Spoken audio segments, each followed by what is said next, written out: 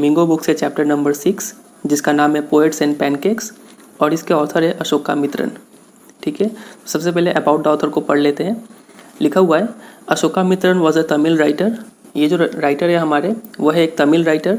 Recounts his years at Gemini Studios in his book My years with Boss. तो ये जब वो Gemini Studios में काम करते थे अशोका मित्रन, तो उन्होंने तब का अपना एक्सपीरियंस शेयर किया हुआ है अपने बुक में। उस बुक का नाम है my years with boss, which talks of the influence of movies on every aspect of life in India. और इस बुक में ये भी बताया गया है कि मूवीज़ का क्या इन्फ्लुएंस होता है, मूवीज़ का क्या प्रभाव पड़ता है लोगों की ज़िंदगी पे। तो इस चीज़ पर बताया गया है उनके बुक में माई ईयर्स विद बॉस। तो यहाँ से आपको याद क्या रखना है कि वो जेमिनी स्टूडियोज़ में काम करते थे। अब आगे देखते हैं। The Gemini studios located in Chennai was set up in 1940। तो ये भी काफ़ी इंपॉर्टेंट लाइन है, इसको आप अंडरलाइन कर लीजिए। और आपको याद भी रखना है कि जेमिनी स्टूडियोज़ कहाँ पे लोकेटेड था, चेन्नई में। और आपको पता होगा कि चेन्नई का ओल्ड नेम क्या था, मद्रास। ठीक है, तो ये आपको याद रखना है। और इस जेमिनी स्टूडियोज़ का सेटअप कब किया गया था, 1940 में। तो ये भी आपको याद रखना है। It was one of the most influential film producing organisations of India in the early days of Indian film making. जब इंडिया में फिल्म बनना शुरुआती हुआ था, उस समय ये जेमिनी स्टूडियो जो था एक काफ़ी powerful influential film producing organisation हुआ करता था। Its founder was S Vasan. तो ये भी बात आपको याद रखना है, इसको भी अंडरलाइन कीजिए कि जेमिनी स्टूडियोज़ के फाउंडर कौन थे, एस वासन। स्टोरी में उनको बॉस बोल के बुलाया गया है। तो जब भी स्टोरी में बॉस का जिक्र होगा तो आपको समझ जाना है कि वहाँ पे बॉस कौन है, एस वासन जी है। तो अभी तक दो बात आपको याद रखना है कि जेमिनी स्टूडियोज़ कहाँ पे लोकेटेड है, चेन्नई में, और वो सेटअप हुआ था 1940 में। ये काफ़ी इन्फ्लुएंशियल फिल्म प्रोड्यूसिंग ऑर्गेनाइजेशन था और इसके फाउंडर थे एस वासन, जिसको बॉस बोल के बुलाया गया है स्टोरी में। The duty of Ashokamitran in Gemini Studios was to cut out newspaper clippings on a wide variety of subjects and store them in files. तो आपको पता है अशोका मित्रन जी इस जेमिनी स्टूडियोज़ में काम करते थे और उनका काम क्या था, to cut out newspaper clippings on a wide variety of subjects. अखबार में से अलग अलग सब्जेक्ट के ऊपर से उनको एक आर्टिकल काट के निकालना होता था, क्लिपिंग्स, न्यूज़पेपर क्लिपिंग्स काट के निकालना होता था, and store in them in files, और उसको एक फाइल में स्टोर करके रखना था। यही उनका काम था जेमिनी स्टूडियोज़ में। Many of this had to be written out by hand, और कई सारे आर्टिकल्स तो उनको अपने हाथों से भी लिखना पड़ता था। Although he performed an insignificant function, he was the most well informed of all the members of the Gemini family। तो भले ही उनका काम काफ़ी छोटा सा था, इनसिग्निफिकेंट काम था उनका, लेकिन जेमिनी फैमिली, जेमिनी स्टूडियो में जितने भी लोग थे सबसे ज़्यादा इन्फॉर्म्ड लोगों में से यही थे। अशोका मित्रन जी काफ़ी नॉलेज था इनके पास, क्योंकि ये न्यूज़पेपर पढ़ते थे और उससे आर्टिकल्स काटते थे, तो उनका इन्फॉर्मेशन काफ़ी बढ़ गया था। The following is an excerpt from his book My years with Boss. तो उनका जो ये बुक है माई ईयर्स विद बॉस, उस बुक में से एक छोटा सा पार्ट निकाल के आज का स्टोरी है हमारा, तो उसी स्टोरी को हम लोग आज पढ़ने वाले हैं। ये स्टोरी छोटा सा पार्ट है इस बुक का, माई ईयर्स विद बॉस। तो फिलहाल ये अबाउट द ऑथर में से आपको दो ही बात याद रखना है कि जेमिनी स्टूडियोज लोकेटेड है चेन्नई में, जिसका ओल्ड नाम था मद्रास। ये सेटअप किया गया था 1940 में, और इसके फाउंडर थे एस वासन, और ऑथर का काम था to cut out newspaper clippings on a wide variety of subjects and store them in files. ये उनका काम था। तो आइए अब स्टोरी को शुरू करते हैं। लिखा हुआ है, Pancake was the brand name of the makeup material that Gemini Studios bought in truck loads. तो पैनकेक जो वर्ड है, इस वर्ड का मतलब होता है कि वो एक ब्रांड नेम था, एक ब्रांड का नेम था ऑफ द मेकअप मटेरियल। एक मेकअप सामान हुआ करता था और उस मेकअप सामान का ब्रांड था Pancake, that Gemini Studios bought in truck load. और ये मेकअप का सामान जेमिनी स्टूडियोज बहुत भारी मात्रा में खरीदती थी। ट्रकलोड मतलब लार्ज अमाउंट। ठीक है। Greta Garbo must have used it, miss Gohar must have used it, Vyjayanthimala must also have used it, but Rati Agnihotri may not have even heard of it. तो यहाँ पर लेखक कुछ एक्ट्रेसेस का नाम लेते हैं। सबसे पहले एक्ट्रेस है ग्रीटा गार्बो। एग्जाम्पल देते हैं कि उन्होंने भी इस मेकअप सामान को यूज़ किया होगा, पैनकेक को यूज़ किया होगा। पैनकेक तो ब्रांड का नाम है, तो ये यूज़ किया होगा उन्होंने इस ब्रांड का सामान। Miss Gohar must have used it. तो ग्रीटा गार्बो जो है यहाँ नीचे फुट नोट में लिखा हुआ है, वो एक स्वीडिश एक्ट्रेस थी। ठीक है, मिस गोहार ने भी इसको यूज़ किया होगा। फिर Vyjayanthimala must also have used it. ये मिस गोहार और वैजयंती माला ये सब इंडियन एक्ट्रेस है, और जो ग्रीटा गार्बो है वो स्वीडिश एक्ट्रेस है।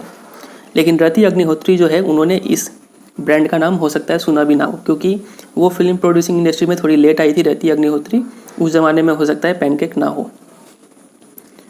The makeup department of the Gemini studios was in the upstairs of a building that was believe to have in Robert Clive's stables. तो एक बिल्डिंग था, ठीक है, उस बिल्डिंग के अपस्टेयर में ऊपर वाले फ्लोर में क्या था, मेकअप डिपार्टमेंट था, ठीक है। उस पूरे बिल्डिंग में तो क्या था, जेमिनी स्टूडियोज बना हुआ है, ठीक है। तो उस बिल्डिंग का सबसे ऊपर वाले में क्या था, मेकअप डिपार्टमेंट था। और वो जो बिल्डिंग जो था, माना जाता था कि वो एक समय में रॉबर्ट क्लाइव का स्टेबल हुआ करता था। स्टेबल मतलब ऐसा जगह, ऐसा बिल्डिंग जहाँ पे घोड़ों को रखा जाता हो, हॉर्सेस को रखा जाता है, उसको बोलते हैं स्टेबल्स।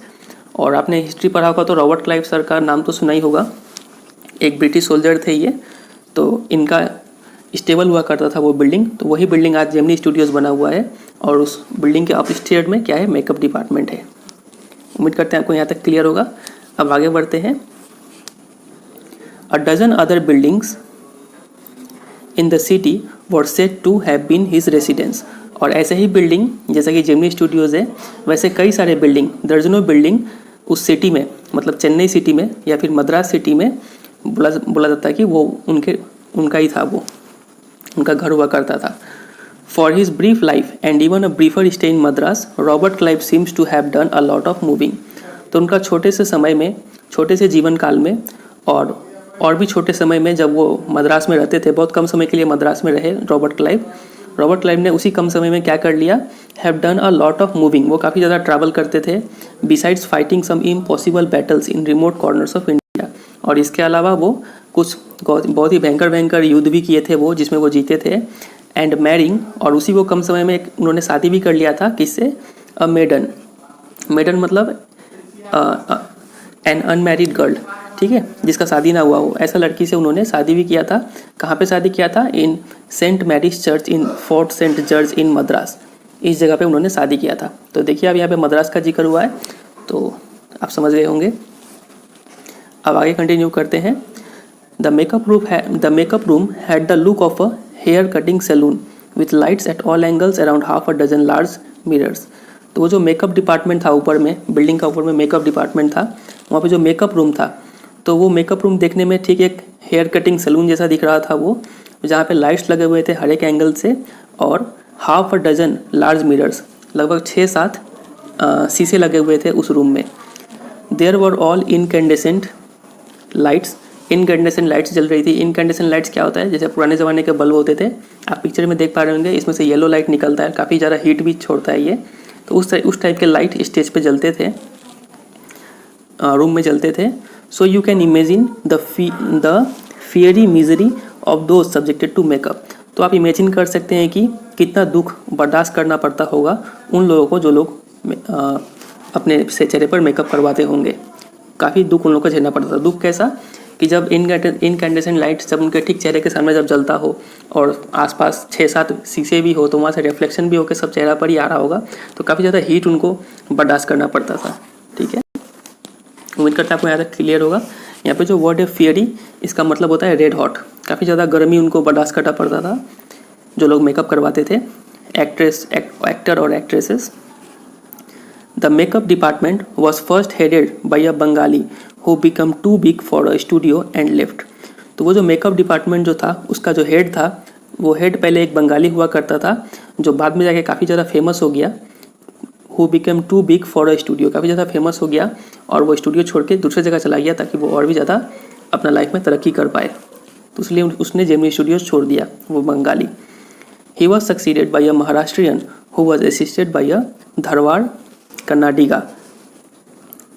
तो उस बंगाली के जाने के बाद कौन आया, एक महाराष्ट्रियन आया, ठीक है, और उसका हेल्प करने के लिए कौन था, एक Dharwad Kannadiga and Andhra, a Madras Indian Christian and Anglo Burmese and the usual local Tamils. तो ये सब लोग मिलके उस महाराष्ट्रियन का हेल्प करते थे मेकअप डिपार्टमेंट में, ठीक है। उम्मीद करते हैं यहाँ तक क्लियर होगा। अब आगे देखते हैं। All this shows that there was a great deal of national integration long before All India Radio and Doordarshan began broadcasting programmes on national integration. तो आप देख पा रहे हैं कि वो जो जेमिनी स्टूडियोज था और उसका जो मेकअप डिपार्टमेंट था, मेकअप डिपार्टमेंट में हर रीजन से लोग थे वहाँ पे, इंडिया के हर एक रीजन से वहाँ पे लोग मौजूद थे, जैसे कि एग्जांपल के लिए वहाँ पे एक बंगाली था पहले, फिर बंगाली छोड़ दिया तो कौन आया, महाराष्ट्रियन आया, फिर उसको हेल्प करने के लिए धरवाड़ कर्नाटका के लोग थे और आंध्रा के लोग थे, फिर मद्रास के लोग भी थे, क्रिश्चियन लोग थे, and Anglo Burmese and local Tamils, सभी प्रकार के सभी धर्म के लोग वहाँ पे प्रेजेंट थे। ठीक है, तो ये क्या दिखाता है, वहाँ पे काफ़ी ज़्यादा एक नेशनल इंटीग्रेशन हमें देखने को मिल रहा था, एक नेशनलिटी का फीलिंग आ रहा था, वहाँ पे एकता देखने को मिल रहा था। और ये जो कॉन्सेप्ट था कि हमारा देश एक है, यूनिटी है, यहाँ पर यूनिटी इन डाइवर्सिटी जिसको बोलते हैं, ये कॉन्सेप्ट यहाँ पर देखने को मिल रहा था। और बाद में यही कॉन्सेप्ट ऑल इंडिया रेडियो और दूरदर्शन के अलग अलग प्रोग्राम्स के जरिए ये बिलीफ को प्रमोट किया गया कि देश में नेशनल यूनिटी होना चाहिए। ठीक है, तो ये जो बिलीफ था नेशनल इंटीग्रेशन का, ये बिलीफ पहले से ही हमें जेमिनी स्टूडियोज़ के मेकअप डिपार्टमेंट में देखने को मिल रहा था। ठीक है, उम्मीद करते हैं आपको ये समझ में आया होगा ये लाइन। फिर आगे देखते हैं, this gang of nationally integrated makeup man could turn any decent looking person into a hideous crimson hued monster with the help of truckloads of pancake and a number of other locally made potions and lotions। तो ये line समझना होगा, ये जो लोग थे ये gang of nationally integrated makeup man, मतलब ऊपर के जितने भी लोग थे महाराष्ट्रियन और धरवाड़ कर्नाटका आंध्रा, ये सब लोगों को बोला जा रहा है gang of nationally integrated makeup man. ये लोग नेशनलिटी का फीलिंग से एक साथ जुड़े हुए थे। ये जो लोगों का ग्रुप था, ये ग्रुप क्या कर सकता था, could turn any decent looking person, कोई भी एक अच्छा देखने वाला इंसान को बदल सकता था into a hideous crimson ह्यूड monster.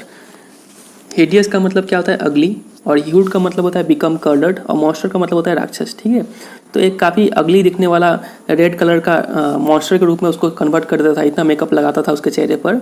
मतलब किसी भी अच्छे दिखने वाले व्यक्ति को मेकअप लगा के उसको एक राक्षस जैसा बना देता था। With the help of truck loads of pancake, बहुत ज़्यादा मेकअप यूज़ करते थे। पैनकेक आपको पता है ब्रांड नेम है मेकअप का। And a number of other locally made potions and lotions. Potions का मतलब होता है एनी लिक्विड मिक्सचर, और भी कई तरह के लिक्विड मिक्सचर और लोशंस को मिला उला के लगाते थे, और एक अच्छा दिखने वाला इंसान, एक डिसेंट लुकिंग पर्सन को कन्वर्ट कर देते थे इनटू अ मॉन्स्टर।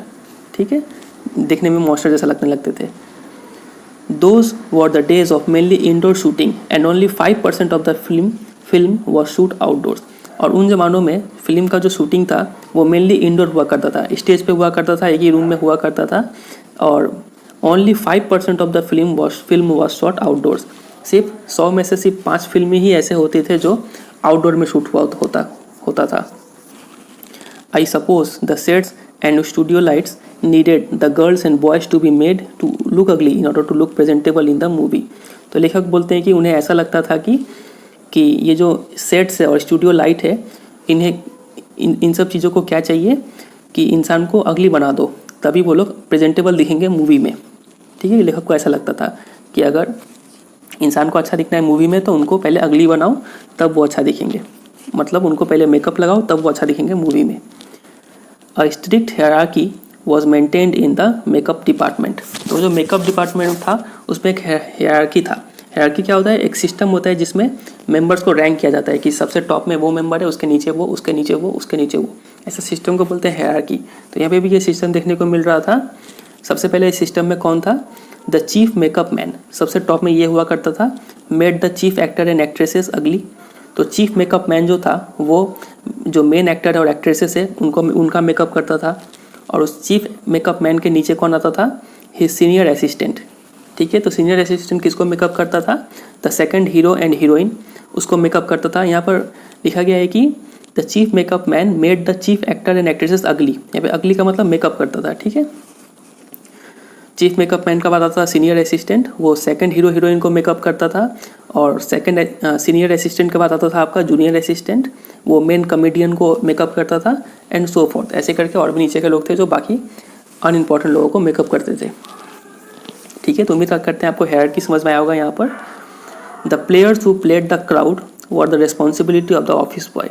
और कभी कभी क्राउड का भी शूट करना पड़ता था, एक ग्रुप का शूटिंग करना पड़ता था मूवी में, तो ग्रुप का मेकअप करने का जिम्मेदारी किसका था, एक ऑफिस बॉय का था। अब यहाँ पे ब्रैकेट में लिखा गया है कि even the makeup department of the Gemini studios had an office boy. तो आप खुद ही सोचिए कि एक मेकअप डिपार्टमेंट में भी एक अपना खुद का ऑफिस बॉय था। तो इसी से आप आइडिया लगा लीजिए कि जेमिनी स्टूडियोज कितना बड़ा था। ठीक है, ये लेखक बोलना चाह रहे हैं यहाँ पर। तो मेकअप ऑफिस बॉय का काम क्या था कि क्राउड का मेकअप करने का काम था ऑफिस बॉय का। On the days when there was a crowd shooting you could see him mixing his paint in a giant vessel and slapping it on the crowd players. तो जिस दिन जब क्राउड शूटिंग होना था, जब group का shooting लेना था, उस दिन क्या करता था, आप देख पाएंगे कि वो ऑफिस बॉय क्या करता था, एक बड़े से वेसल में अपना मेकअप था उसका सामान का पेंट बनाता था and slap it on the crowd players, और जितने भी जो क्राउड के जो लोग हैं उनके सबके चेहरे पर मेकअप का थपेला मारता था, स्लैप करता था, ठीक है, मतलब मेकअप लगा देता था. The idea was to close every pore on the surface of the face in the process of applying makeup. Idea क्या था कि चेहरे पर एक भी हल्का सा दाग धब्बा नहीं होना चाहिए, सब पोर्स को, सब छेद को बंद कर देना है चेहरे का. ही वॉजंट एग्जैक्टली अ बॉय, नाम तो उसका ऑफिस बॉय था लेकिन वो बॉय नहीं था. He was in his early 40s, वो लगभग 40, 41, 42 ईयर्स का इंसान था वो. Having entered the studios years ago in the hope of becoming a star actor और a top screen writer, director और लिरिक्स राइटर. वो कई साल पहले स्टूडियो ज्वाइन किया था, इस उम्मीद में ज्वाइन किया था कि वो एक दिन आगे चल के क्या बनेगा, एक बहुत बड़ा एक्टर बनेगा, या फिर टॉप स्क्रीन राइटर बनेगा, या फिर कभी चल के डायरेक्टर बनेगा, या फिर लिरिक्स राइटर बनेगा. इन सब सपनों को लेके वो जेमिनी स्टूडियोज़ को ज्वाइन किया था. कौन ज्वाइन किया था? ऑफिस बॉय ज्वाइन किया था. He was bit of a poet, और उसमें उसको पोइट्री भी आती थी उस ऑफिस बॉय को. तो ऑफिस बॉय का मेन काम क्या था? टू मेकअप द क्राउड, ठीक है, और उसको पोइट्री भी आता था. और उसका सपना क्या था ऑफिस बॉय का? To become a star actor, या फिर टॉप स्क्रीन राइटर, या फिर डायरेक्टर, या फिर लिरिक्स राइटर. ये सब उसका सपना था. ये सब उम्मीद लेके वो ज्वाइन किया था जेमिनी स्टूडियोज़ को. अब आगे देखते हैं. In those days I worked in a cubicle, two whole sides of which were French windows. तो उन दिनों में लेखक जो थे, लेखक का नाम क्या है? अशोकामित्रन, ठीक है. वो एक क्यूबिकल में काम करते थे. क्यूबिकल क्या होता है? एक ही रूम में अगर आप केबिन जैसा बनाते घेरा उड़ा करके, तो वो आपका एक क्यूबिकल कहलाएगा, ठीक है. तो एक छोटे से क्यूबिकल में वो काम करते थे, रूम का छोटा सा पार्ट में काम करते थे. और उस क्यूबिकल का two whole sides of which were French windows. Cubicle का दोनों साइड में क्या था? फ्रेंच विंडोज़ था. फ्रेंच विंडोज़ क्या होता है? आप पिक्चर में देख पा रहे होंगे, उसको बोलते हैं फ्रेंच विंडोज़, ठीक है. I did not know at that time they were called French windows. तो ये तो लेखक को भी पता नहीं था कि उस टाइप की खिड़की को बोलते हैं French Windows. Seeing me sitting at my desk tearing up newspapers day in and day out, most people thought I was doing next to nothing. तो लोग मुझे देखते थे कि मैं अपने डेस्क पे बैठ के न्यूज़पेपर काट रहा हूँ, दिन रात न्यूज़पेपर को काट रहा हूँ. तो वो लोग सोचते थे कि हम कुछ भी नहीं कर रहे, हम सिर्फ बैठे रहते हैं. It is likely that the boss thought likewise too. और ऐसा हो सकता है कि बॉस भी ऐसा ही सोचते हो. आपको पता है बॉस कौन है यहाँ पर? SS वासन जी है बॉस, वो उसके फाउंडर थे. So anyone who felt I should be given some occupation would barge into my cubicle and deliver an extended lecture. तो ऐसा जब भी किसी को लगता था कि मेरे को कोई काम देना चाहिए, तो वो लोग जल्दी से आते थे मेरे कैबिन में, मेरे क्यूबिकल में आते थे और डिलीवर मतलब देते थे, एक लंबा चौड़ा भाषण देते थे कि ये तुम ये काम करो, वो काम करो. The boy in the makeup department had decided I should be enlightened on how great literary talent was being allowed to go waste in a department fit only for barbers and perverts. तो वो जो office boy था makeup department में, उसने भी ये decide कर लिया था कि वो अपना पोइट्री आके मुझे सुनाएगा. Had decided I should be enlightened on how great literary talent was being allowed to go waste. वो मुझे ये बताने में भिड़ गया कि कैसे एक कितना अच्छा लिटरेरी टैलेंट इस मेकअप डिपार्टमेंट में वेस्ट हुआ जा रहा है. और ये मेकअप डिपार्टमेंट सिर्फ किसके लिए है? सिर्फ बार्बर्स मतलब सिर्फ नाइयों के लिए है जो चूल काटे, एंड परवर्ट मतलब ऐसा इंसान जो अपने सेक्स के ऑपोजिट बिहेव करता हो. मेल है तो फीमेल जैसा बिहेव करता हो, उसको बोलते हैं परवर्ट्स. बोलते हैं कि ये मेकअप डिपार्टमेंट सिर्फ ऐसे लोगों के लिए फिट है, मतलब बार्बर्स और परवर्ट के लिए फिट है. तो उस डिपार्टमेंट में एक बहुत ही ग्रेट लिटरेरी टैलेंट वेस्ट हो रहा था. मतलब ऑफिस में अपने बारे में बोल रहे हैं कि मेरा टैलेंट यहाँ पे रह के वेस्ट हो रहा है, मेरा टैलेंट इस जेमिनी स्टूडियोज़ में वेस्ट हो रहा है. तो ऑफिस बॉय ये अक्सर बताते रहता था लेखक को. Soon I was praying for crowd shooting all the time. Nothing short of it could save me from his epics. तो तुरंत ही लेखक प्रे करने लगे कि क्यों ना जल्दी से जल्दी क्राउड शूटिंग हो, क्योंकि क्राउड शूटिंग ही ऐसा वक्त था जब वो ऑफिस बॉय बिजी होता था और वो क्राउड पे मेकअप लगाता था मतलब ग्रुप के लोगों को मेकअप लगाता था वो। और जब वो मेकअप लगाने में बिजी होता था तब लेखक को ज़बरदस्ती का उसके लॉन्ग एपिक्स मतलब होता है लॉन्ग पोएम्स, लंबे लंबे पोएम सुनने से राहत मिलता था उसको, ठीक है। नहीं तो ऑफिस बॉय जब भी फ्री रहता था तो वो लेखक को आके अपना पोएम सुनाने लगता था और ये भी सुनाता था कि कैसे उसका लिटरेरी टैलेंट वेस्ट हो रहा है इस जेमिनी स्टूडियोज़ में। तो इन सब बातों से वो फ्री होने के लिए वो हमेशा प्रे करता था कि जल्दी से जल्दी क्राउड शूटिंग हो, ठीक है, क्योंकि क्राउड शूटिंग ही ऐसा वक्त था जब वो राहत महसूस करता था। Nothing short of it could save me from his epics, ठीक है। अब आगे कंटिन्यू करते हैं। In all instances of frustration you will always find the anger directed towards a single person openly or covertly, and this man of the makeup department was convinced that all his woes, ignominy and neglect were due to Kothamangalam Subbu. तो जब भी अक्सर कोई भी जब इंसान जब frustrate होता है, गुस्सा होता है, तो हम लोग हमेशा अपना गुस्सा एक इंसान की तरफ निकालने की कोशिश करते हैं, आइदर ओपनली और कोवर्टली मतलब सीक्रेटली, हिडनली, ठीक है, ऊपरी तौर से या फिर अनजाने तरीके से हम लोग अपना गुस्सा एक इंसान पर निकालने की कोशिश करते हैं। और ये जो इंसान था यहाँ पे, मतलब जो ऑफिस बॉय था मेकअप डिपार्टमेंट का, उसको ये कन्विंस हो गया था, वो ये मान चुका था कि उसका जितना भी वोज है, जितना भी दुख है, इग्नोमिनी मतलब डिसग्रेस, उसको जो असम्मान का सामना करना पड़ता है, ठीक है, बेइज्जती झेलना पड़ता है, नेगलेक्ट, यहाँ पे जो लोग उसको नेगलेक्ट कर रहे हैं, इन सब का कारण क्या है, एक ही इंसान है। और वो इंसान कौन है, कोठामंगलम सुब्बू, ठीक है। तो आपने देखा कि स्टोरी कैसे शिफ्ट हो रहा है। पहले उन्होंने जेमिनी स्टूडियोज़ के बारे में बताया, ठीक है, फिर उन्होंने जेमिनी स्टूडियोज़ के बाद उसका सिस्टम को बताया, हायरार्की के बारे में बताया, फिर उसके बाद ऑफिस बॉय के बारे में बताया। अब ऑफिस बॉय से शिफ्ट हो रहा है स्टोरी किस पर, कोठामंगलम सुब्बू के बारे में। अब उनके बारे में थोड़ा बात बताया जाएगा, चलिए देखते हैं क्या बताया गया है उनके बारे में। Subbu was number 2 at Gemini Studios. तो सेकंड इंपॉर्टेंट मैन कौन था जेमिनी स्टूडियोज़ में, सुब्बू था। फर्स्ट में तो कौन था, बॉस होगा, बॉस कौन है, SS वासन, ठीक है, और बॉस के बाद सेकंड नंबर में इंसान कौन था, सुब्बू, कोठामंगलम सुब्बू थे। He could not have had a more encouraging opening in films than our grown-up makeup boy had, ठीक है। तो यहाँ पे दो इंसान का कंपैरिजन किया गया है, एक इंसान तो आपका है ऑफिस बॉय और दूसरा है सुब्बू, ठीक है। तो बोला जा रहा है कि सुब्बू को he could not have had a more encouraging opening in films than our grown-up makeup boy had। तो ये जो ऑफिस बॉय था उसको काफ़ी अच्छा अपॉर्चुनिटी मिला था यहाँ पे काम करने का, तो ऐसा अपॉर्चुनिटी सुब्बू को नहीं मिला था। कैसे नहीं मिला था देखते हैं। On the contrary he must have had to face more uncertain and difficult times. ये जो सुब्बू था उसको काफ़ी ज़्यादा अनसर्टेन और डिफ़िकल्ट टाइम्स का सामना करना पड़ा था, क्योंकि for when he begin his career, क्योंकि जब उसने अपना करियर शुरू किया था, सुब्बू ने जब अपना करियर शुरू किया था, there were no formally established film producing companies और स्टूडियोज़। तो तब इंडिया में उतना ज़्यादा कोई भी अच्छा फिल्म प्रोड्यूसिंग कंपनी या फिर स्टूडियो नहीं था। And even in the matter of education, और जहाँ तक पढ़ाई लिखाई का भी सवाल है, स्पेशली फॉर्मल एजुकेशन मतलब जो ऑफिशियली स्कूल से जो लोग पढ़ते हैं उस पढ़ाई लिखाई का सवाल है, Subbu could not have had an appreciable lead over our boy. तो सुब्बू ज़्यादा पढ़ा लिखा नहीं था उस ऑफिस बॉय के तुलना में, but by virtue of being born a Brahmin, लेकिन उसके पास एक क्वालिटी था, वर्च्यू मतलब क्वालिटी, वो क्वालिटी क्या था कि वो एक ब्राह्मीण था।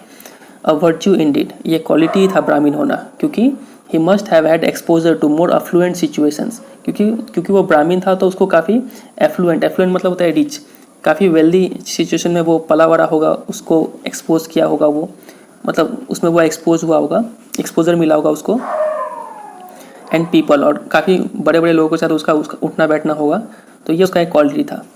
He had the ability to look cheerful at all times even after having had a hand in a flop film। तो भले ही उसका फिल्म कोई फ्लॉप हो जाए लेकिन फिर भी वो काफ़ी चीयरफुल दिखता था, काफ़ी खुश रहता था वो। He always had work for somebody, और उसके पास हमेशा सबके लिए कुछ ना कुछ काम होता था। He could never do things on his own, क्योंकि वो खुद से अपना काम नहीं करता था। But his sense of loyalty made him identify himself with his principal completely। लेकिन वो इतना वफादार था अपने प्रिंसिपल के प्रति। प्रिंसिपल मतलब यहाँ पे प्रिंसिपल का मतलब होता है मालिक, ठीक है, जो मेन पर्सन होता है। वो इतना ज़्यादा लॉयल था, वफादार था जेमिनी स्टूडियोज़ के लिए, जेमिनी स्टूडियोज़ की तरफ की, made him identify himself with the principal completely, कि प्रिंसिपल उसको काफ़ी ज़्यादा अच्छे से विश्वास करते थे, मतलब SS वासन का बात किया जा रहा है। And turn his entire creativity to his principal's advantage, और अपना जितना भी क्रिएटिविटी था, सुब्बू के अंदर जितना भी क्रिएटिविटी था, वो सारा क्रिएटिविटी वो अपने मालिक के लिए प्रस्तुत करते थे। मतलब पूरी समर्पित थे वो जेमिनी स्टूडियोज़ की तरफ। He was tailor made for films, tailor made मतलब परफेक्टली सूटेबल, वो काफ़ी ज़्यादा सूटेबल थे फिल्म्स के लिए ही। सुब्बू ऐसा लग रहा था कि वो फिल्म के लिए ही बने हैं। Here was a man who could be inspired when commanded, तो कोई भी काम पड़ता हो तो लोग इन्हीं को ढूंढते थे।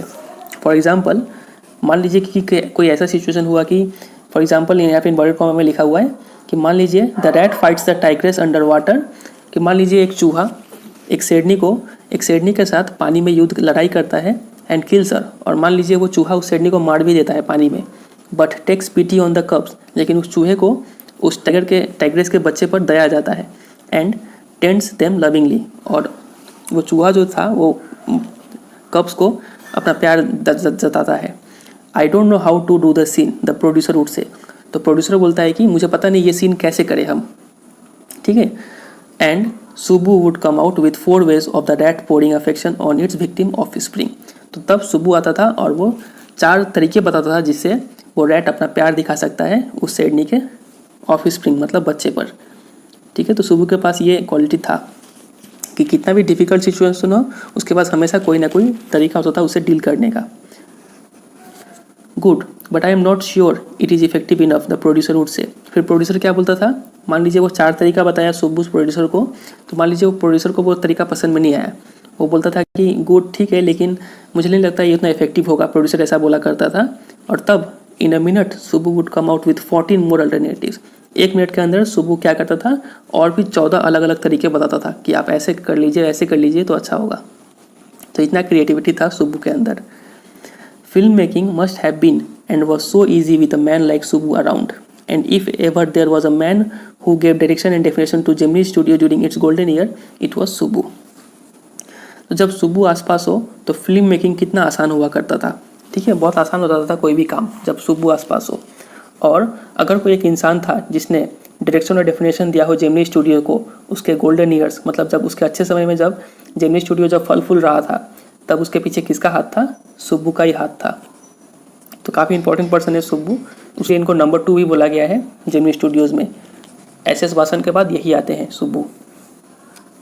Subbu had a separate identity as a poet, and though he was certainly capable of more complex and higher forms, he deliberately chose to address his poetry to the masses.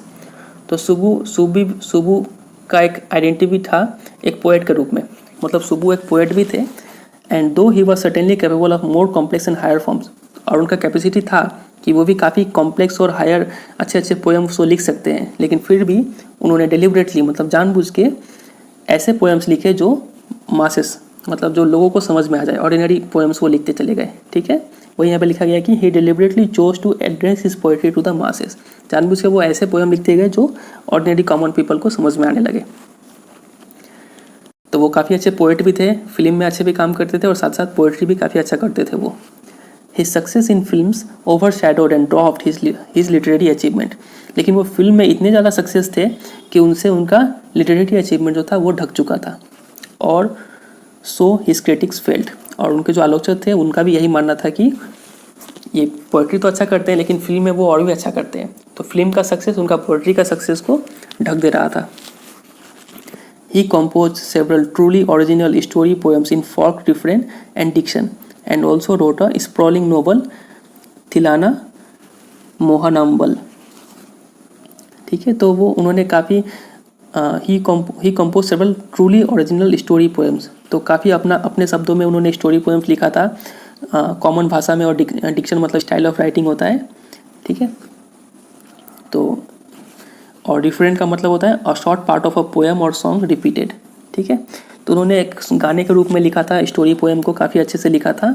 और and also wrote a sprawling मतलब काफ़ी बड़ा detail में लिखा था एक novel, उस novel का नाम था Thillana Mohanambal with dozens of very deftly etched characters, और इस नोवेल में दर्जनों very deftly etched character, deftly means effortlessly, और एज्ड का मतलब होता है आपका डिस्क्राइब्ड, काफ़ी अच्छे से उन्होंने डिस्क्राइब किया गया था दर्जनों कैरेक्टर्स को इस नोवेल में। तो उनका पोइटिक स्किल्स बताया जा रहा है यहाँ पर। He quite successfully recreated the mood and manner of the devadasis in the early 20th century, और उन्होंने जो देवदासीज जो लोग थे, देवदासीज कौन होता है, साउथ इंडिया में पहले एक लड़की हुआ करती थी जो अपना पूरा जीवन एक भगवान के वर्शिप में डेडिकेट कर देती थी, तो उस टाइप के लड़की को देवदासीस बोलते थे उस ज़माने में। ये लेकिन ये अभी बैन हो चुका है, ठीक है। 1988 से ये बंद हो गया है देवदासीस का सिस्टम, पहले हुआ करता था लेकिन। और ये स्टोरी आपको पता है 1950-60s का टाइम का बताया जा रहा है। तो उन्होंने अपने राइटिंग्स में इस देवदासीस का काफ़ी अच्छा से पोर्ट्रे किया, ठीक है। He was an amazing actor, और इसके साथ साथ वो काफ़ी अच्छे एक्टर भी थे। He never aspired to the lead roles, वो कभी भी ऐसा नहीं चाहते थे कि उन्हें मेन रोल मिले, एक एक्टर का रोल मिले। But whatever subsidiary role he played in any part of the films he performed better than the supposed main players. लेकिन कोई भी उन्हें छोटा मोटा रोल जब मिल जाता था तो वो मेन प्लेयर से भी अच्छा रोल प्ले करते थे, मेन एक्ट्रेस से भी अच्छा रोल प्ले करते थे, ठीक है। तो ये दिखाता है कि वो काफ़ी अच्छे एक्टर भी थे। He had a genuine love for any one he came across, और कोई भी इंसान जब वो उनसे मिलता था तो उनके दिल में सबके लिए प्यार भरा हुआ था सुबू के अंदर। And his house was a permanent residence for dozens of near and far relations and acquaintances, और उनका घर जो था वो परमानेंट रेसिडेंस हो गया था उनके सारे रिलेटिव्स के लिए और एक्वेंटेंस परिचित लोगों के लिए, मतलब कोई भी लोग आके उनके घर में आराम से रह लेते थे। It seemed against Subbu's nature to be even conscious that he was feeding and supporting so many of them, और ये सुबू का नेचर ऐसा था ही नहीं कि वो एक बार के लिए भी ये सोचे कि वो इतने सारे लोगों को खाना खिला रहे हैं फ्री में, ये वैसा वो कभी नहीं सोचते थे सुबू।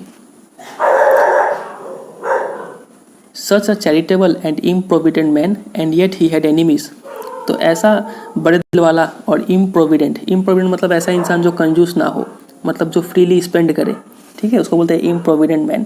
तो ऐसा इंसान जो दानी हो, इतना बड़ा दिल हो उसका, और इस इंसान का भी एनिमीज हो, ये काफ़ी शॉकिंग है। Was it because he seemed so close and intimate with the boss, क्या इसका कारण ये था कि उसका एनिमीज था?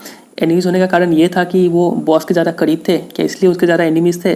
मतलब यहाँ पे ऑफिस बॉय का एग्जांपल बोला जा रहा है कि ऑफिस बॉय को उससे दुश्मनी था, तो ऐसा इंसान का दुश्मनी इससे हो तो ये हजम नहीं होता है, ठीक है। तो ये दुश्मनी होने का कारण क्या ये था कि वो सुबू जो था वो बॉस के इतना करीब थे, उसलिए दुश्मनी था?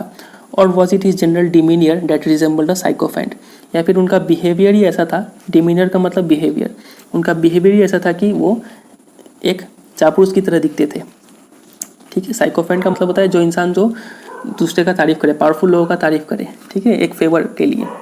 तो उनका बिहेवियर ऐसा था कि ऐसा लगता था कि वो एक चापलूसी कर रहे हैं, ऐसा तो नहीं था क्या इसी कारण से उनको कोई हेट करता था, ये रीज़न था क्या?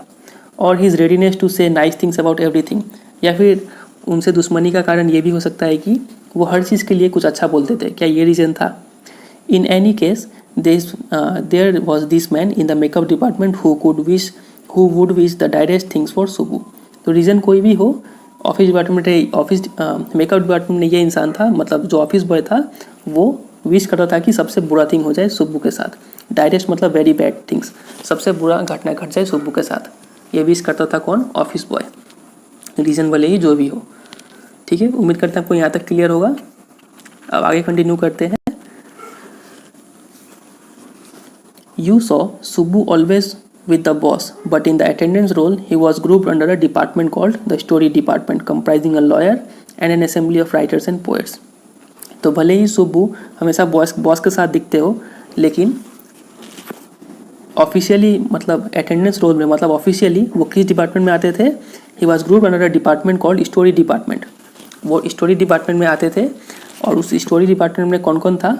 एक लॉयर था, N assembly of writers and poets, कुछ लेखक थे और पोएट्स थे, और सुब्बू थे, ठीक है। तो स्टोरी डिपार्टमेंट में ये लोग थे, तो सुब्बू इसी के अंडर आते थे। The lawyer was also officially known as a legal adviser, ठीक है। तो अब देखिए, फिर अब स्टोरी शिफ्ट हो रहा है। अभी बीच में हमने सुब्बू के बारे में पढ़ा, अब सुब्बू से स्टोरी शिफ्ट हो रहा है किसके ऊपर? लॉयर के ऊपर। अब हमें लॉयर के बारे में बताया जाएगा, ठीक है। तो लॉयर को ऑफिशियली हम लोग क्या बोलते हैं? लीगल एडवाइज़र भी बोलते हैं, but everybody refer to him as the opposite. लेकिन यहाँ पर सब कोई इनको उसके विपरीत बोलता था, लीगल एडवाइज़र नहीं, इसको इलीगल एडवाइज़र बोलता था, ठीक है। अब कैसे इलीगल बोलता था, अब देखते हैं उस लॉयर को। An extremely talented actress who was also extremely temperamental once blew over on the set. तो यहाँ पर एक इंसिडेंट शेयर किया जा रहा है कि एक बार क्या हुआ कि एक बहुत ही टैलेंटेड एक्ट्रेस थी, और वो काफ़ी टेम्परामेंटल भी थी, मतलब काफ़ी मूडी थी, बार बार पर वो उनका दिमाग गर्म हो जाता था। तो वो एक बार क्या हुआ, वो सेट्स पर काफ़ी गुस्सा हो गई, ठीक है। वाइल एवरीवन स्टूड स्टन्ड, और सबको ही उसका गुस्सा देख के सब चौंक गए थे। तो तब क्या हुआ, ये जो लॉयर थे, lawyer quietly switched on the recording equipment, वो चुपके से जाके रिकॉर्डिंग चालू कर देते हैं और जो एक्ट्रेस थी वो जितना भी बुरे बुरे शब्द बोल रही थी वो सब कैमरे में रिकॉर्ड हो रहा था। And when the actress paused for breath, और जब वो एक्ट्रेस थोड़ी देर के लिए रुकी ताकि वो सांस ले, the lawyer said to her, तो लॉयर जाके उनसे बोलते हैं कि 1 मिनट प्लीज़, देखिए 1 मिनट रुकिए आप, and played back the recording, और वो जो रिकॉर्डिंग किए थे उसको प्ले कर देते हैं। There was nothing incriminating or unmentionably foul about the actress's tirade against the producer. तो एक्ट्रेस जो थी जितने भी अपशब्द बोली थी प्रोड्यूसर के खिलाफ, उसमें ऐसा नहीं था कि वो बहुत ही बुरे बुरे शब्द इस्तेमाल की हो। इनक्रिमिनेटिंग मतलब किसी पे आरोप लगाना कोई क्राइम के लिए, या फिर अनमेंशनेबली फाउल कोई बुरा शब्द इस्तेमाल नहीं की थी वो एक्ट्रेसेस, लेकिन फिर भी but when she heard her voice again through the sound equipment she was struck dumb. लेकिन जब उस एक्ट्रेस ने अपना वॉइस को फिर से सुना उस रिकॉर्डिंग में, तो वो स्ट्रक डम्ब, वो काफ़ी आश्चर्यचकित हो गई, ठीक है, चुपचाप खड़ी हो गई, वो सदमा से शॉक्ड हो गई वो। A girl from the country side, वो एक एक्ट्रेस थी, वो आई कहाँ से थी, एक रूरल एरिया से आई थी, ठीक है, एक गाँव से आई थी वो actress. She had not gone through all the stages of worldly experience that generally preceded a position of importance and sophistication that she found herself catapulted into. तो जनरली उनको एक एक्सपीरियंस नहीं था कि कैसे यहाँ पर लोग काम करते हैं और इतने बड़े पोजीशन में होने से क्या क्या चीज़ों का सामना करना पड़ता है। तो इन सब चीज़ों से वो पहले अवगत नहीं थी वो, ठीक है, वो एक्ट्रेस, क्योंकि वो एक कंट्री साइड रूरल एरिया से आई हुई थी। She never quite recovered from the terror she felt that day. और उस दिन जो उनके दिल में एक डर बैठ गया, ठीक है, जब उन्होंने अपना रिकॉर्डिंग सुना उनको काफ़ी सदमा सा लग गया और उनके मन में एक डर बैठ गया, ठीक है। That was the end of a brief and brilliant acting career. The legal advisor, who was also a member of the story department, had unwittingly brought about that sad end. तो इसी तरीके से उस एक्ट्रेस का जो पूरा career था वो ख़त्म हो गया, ठीक है, उन्होंने एक्टिंग करना छोड़ दिया।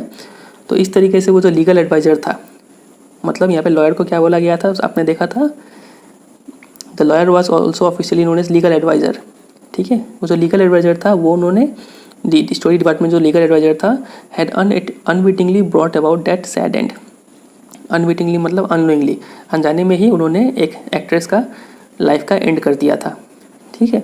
तो यहाँ पे वो जो बोला गया था, क्या बोला गया था कि officially also known as legal adviser but everybody refer to him as the opposite. सबके उनको ऑपोजिट बोलता था, मतलब वो एक इलीगल एडवाइज़र, तो उनको इसीलिए बोलता था कि देखो उन्होंने क्या किया कि उन्होंने इलीगली रिकॉर्डिंग चालू कर दिया और एक अनजाने में ही, लेकिन उन्होंने इलीगली तरीके से एक घटना को अंजाम दे दिया, ठीक है। तो इसलिए उनको लीगल एडवाइज़र ना बोल के सबको इलीगल एडवाइज़र बोला करता था।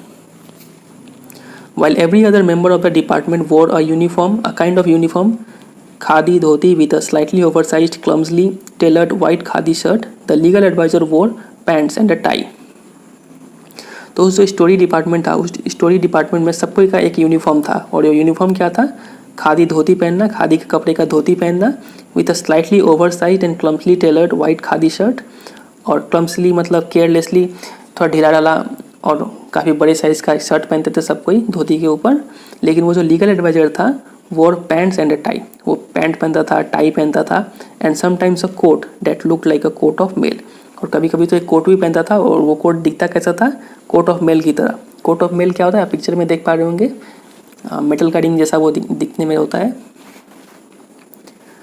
often he looked alone and helpless, और वो अक्सर अकेला ही दिखता था और लाचार सा दिखता था वो lawyer. A man of cold logic in a crowd of dreamers. और वो स्टोरी डिपार्टमेंट में तो सब तो पोएट और लेखक लोग बैठे हुए थे और वो लोग हमेशा ड्रीम करते थे, लेकिन ये जो लॉयर था वो लॉजिकल पर्सन था, उसको हर चीज़ में लॉजिक चाहिए होता था, तो वो इसलिए वो हमेशा अपने आप को अकेला महसूस करता था और हेल्पलेस महसूस करता था। A neutral man in the assembly of Gandhiites and Khadiites. तो एक वो न्यूट्रल मैन था, और उस भीड़ में जहाँ पे सभी लोगों का सोच गांधी जी से प्रेरित था, खादी से प्रेरित था, ठीक है, उस भीड़ में वो अपने आप को एक अलोन और हेल्पलेस महसूस करते थे। Like so many of those who were close to the boss, he was allowed to produce a film, and though a lot of raw stock and pancake were used on it, not much came of the film. तो ऐसा होता था कि जो भी जो boss के करीब होता था उसको एक फिल्म प्रोड्यूस करने का मौका मिलता था। तो इस लॉयर को भी एक फिल्म प्रोड्यूस करने का मौका मिला, लेकिन भले ही उस फिल्म में बहुत रॉ स्टॉक और मतलब मटेरियल्स और पैनकेक यूज़ हुआ हो, मेकअप का सामान यूज़ हुआ हो, लेकिन not much came of the film, लेकिन फिल्म से ज़्यादा सक्सेस मिला नहीं जो इस लॉयर ने प्रोड्यूस किया था। Then one day the boss close down the story department, फिर एक दिन ने उस बॉस ने क्या किया, स्टोरी डिपार्टमेंट को बंद कर दिया। आपको पता है बॉस का नाम क्या है, एस वासन, ये आप याद रखिएगा। उन्होंने स्टोरी डिपार्टमेंट बंद कर दिया। And this was perhaps the only instance in all human history where a lawyer lost his job because the poets were asked to go home. और ये इतिहास में पहली बार हुआ इंसान के इतिहास में कि एक लॉयर ने अपना जॉब खो दिया क्योंकि पोएट्स को घर जाने के लिए बोल दिया गया था। यहाँ पर सरकास्टिक रिमार्क किया गया है कि पोएट्स का काम खत्म हुआ, मतलब एक लॉयर का काम भी खत्म हो गया साथ में। अब आगे कंटिन्यू करते हैं। Gemini studio was the favourite haunt of poets like S Yogiyar, Sangu Subramanyam, Krishna Sastri and Harindranath Chattopadhyay. तो जेमिनी स्टूडियोज़ में ये सब पोएट्स फ्रीक्वेंटली विजिट करते थे। इन लोगों का फेवरेट प्लेस हुआ करता था जेमिनी स्टूडियो।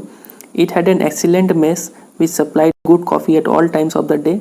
और वहाँ पे एक बहुत ही अच्छा मेस भी था। मेस मतलब ऐसा जगह जहाँ पे खाना वाना बनता हो, तो उस मेस में काफ़ी अच्छा कॉफ़ी बनता था और वो कॉफ़ी दिन भर सप्लाई होता था and for the most part of the night, और रात में भी मिलता था वो कॉफ़ी, काफ़ी अच्छा होता था वो।